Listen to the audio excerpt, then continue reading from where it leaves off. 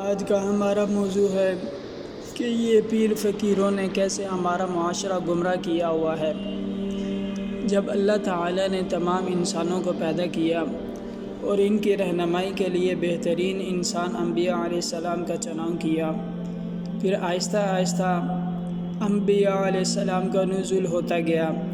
انسانوں کی رہنمائی کے لیے اللہ تعالیٰ نے کچھ کتابیں نازل کی، ان میں سے مشہور کتابیں تورات، انجیل، زبور اور قرآن مجید ہے۔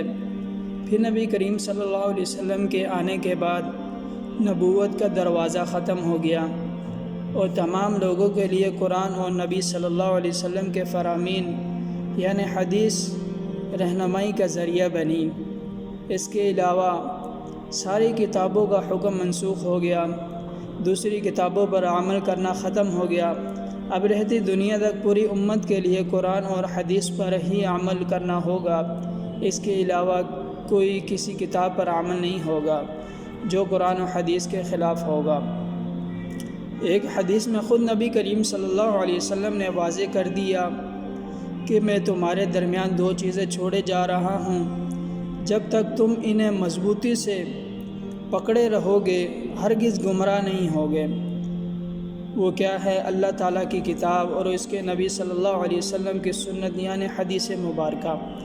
اسی طرح صحابہ کرام رضی اللہ تعالیٰ عنہم اجمعین نے بھی اپنی پوری زندگی قرآن و حدیث کے مطابق گزاری۔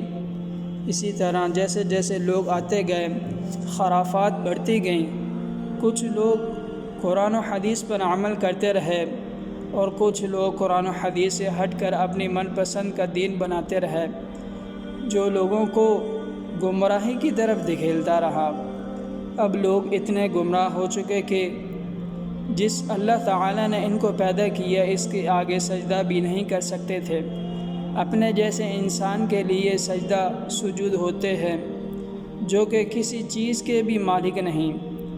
جتنے بھی یہ پیر فقیر ولی بن بیٹھے ہیں یا لوگوں نے انہیں اپنا رہنما بنا لیا ہے، کوئی قبر والا انہیں اولاد دیتا ہے، کوئی ان کے مصیبتیں ختم کرتا ہے یا پریشانیاں ختم کرتا ہے، یہ سب جھوٹ ہے۔